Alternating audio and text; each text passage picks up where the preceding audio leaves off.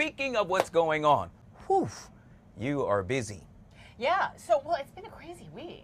I mean, I can't remember a week like this in a long time in D.C. Of course, we didn't have winter last year, so you got to go back at least 2 weeks. But a full week where it snowed. Okay, it snowed Sunday. Right. Briefly, but it snowed. It snowed all day Monday. It snowed into Tuesday morning, so that's 3 days. And then it was super cold Wednesday, and now it's snowing again on Friday. Wow. And it will be very cold again tomorrow and icy. So at least it's a weekend tomorrow because these kids went to school, what, 1 full day this week? But hey, all the kids are happy. I mean, you know, high fives going out to the kids. It is truly a snow day, and it is very beautiful out there. But obviously, everything was canceled ahead of time. It was the right call because the snow came in early, like 4 or 5, no, more like 3, 4 a.m. And it was heavy at first, which was a little bit surprising to us because we thought it would start really light. And then it got very heavy very quickly. So when people first got up and got out the door, it was like, whoa, there's already so much snow on the ground. Yeah. So obviously that was a lot to navigate for people who had to come to work. And not to cut you off, but I was talking with Tucker earlier, and I actually watched this morning, and he was saying that it actually started at 3 a.m. I got a chance to peek my head out the window, and then I saw that by 6 a.m. it was about 3 inches had already. It was like an inch an hour. I know, which is really high snowfall rates, and we didn't really expect that with this system. We thought it would be kind of that persistent light snow that we had Monday, Tuesday, where it takes a really long time to add up so you can stay ahead of it. But no, it was coming down to an inch an hour. So when you have 3 inches on the ground before daybreak, the crews can't keep up with that. So a lot of issues. So what are we looking at now? What are we dealing with? So I can give you a forecast. I mean, just to recap some of the snow totals. Now this is just through 8 a.m. at the airport.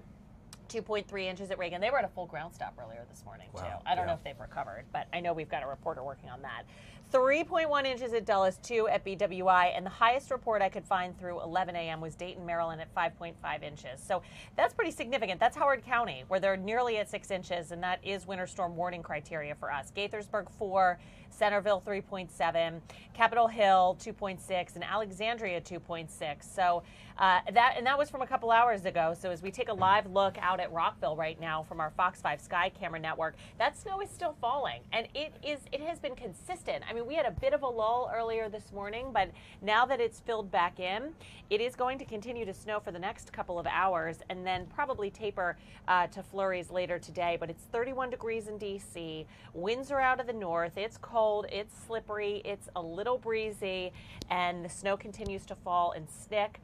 Temperatures are not a problem. I mean, over in Annapolis, it's 35, but we've already have that cold ground and that snowy, icy coating from earlier this week that it's easy for snow to just adhere to whatever's on the ground. It's only in the 20s back out across 81. And there's radar for you. We'll start with local radar. The purples indicate where there's heavier snow, and that would be kind of 95 in Virginia, across southern Maryland and the Bay to the lower eastern shore. So kind of our southern area now starting to get that really good band that swung through the northwestern counties, and that's helping to lay down some higher totals. So I do think when all is said and done, it'll be pretty uniform.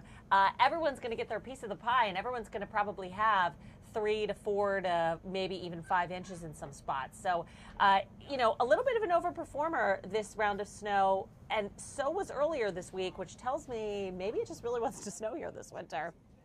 There's satellite radar. It's kind of just showing the movement of that band coming through. You still see a little bit to the north and west and a little bit to the south, but there is that dry pocket, which will be here in about 2 hours. I think the evening commute, it won't really be snowing, but it'll still be slippery. I mean, I say commute, but I don't even know how many people actually went to work. I mean, judging from my ride in on Metro, it didn't look like many. But regardless, those winter weather advisories and winter storm warnings that you see run through the evening. And then once we get the snow out of here, which Futurecast shows, by 5 o'clock, we've got some passing snow showers. And again, if these are squalls, the snow could come down heavily. They're just really broken apart. So the more organized snowfall ends by mid-afternoon. Everything ends overnight. And Saturday, no more snow. Those totals that you're seeing right now are additional through 8 p.m. tonight. But then we have to deal with the wind and the cold. And I've been saying this all week, and it's so true, that tomorrow is the coldest day we're going to have yet this season. And we've had a lot of cold days. These are your forecasted wind chills that's going to be a big factor because not only will it be cold, it will be gusty. So your wind chills by late Friday, that's tonight, are only in the teens. But then fast forward to tomorrow morning, they're in the single digits. So you walk outside tomorrow, and first of all, you got to be careful. You're going to slip and fall first steps out the door because everything will refreeze and ice over tonight. So you've got 3 to 5 inches of snow on the ground. You've got an icy coating, and then you walk out and it feels like 6 degrees. So that is not a very friendly atmosphere to start your weekend with. And by the way, wind chills will stay in the single digits pretty much all day. Up in Baltimore tomorrow evening, Ravens playoff game. Really cold. You know, we saw all the football games last weekend in Kansas City and in Dallas, and it was so cold, and wind chills were below 0. Well below 0. Well, we're not going to be that cold, but we'll be pretty close. So wind chills near 0 when the game ends in Baltimore.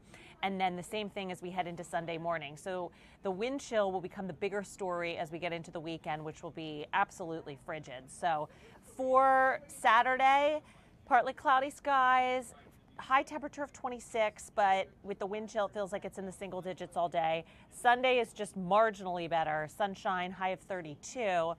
That will actually help with a little bit of melting if we can get some good sun around, and but not a lot, but some, and the winds should not be as bad. So we'll just end with showing you your 7-day forecast here, and then, you know, we can talk about anything. But next week, so here's the good news, right? So I feel like that was so much bad news. It's a snow day, it's a frigid weekend, but next week, I think everyone will be relieved to hear that winter's going to take a break. You see temperatures rise really quickly. We're in the 40s by Tuesday, the 50s by Wednesday and Thursday.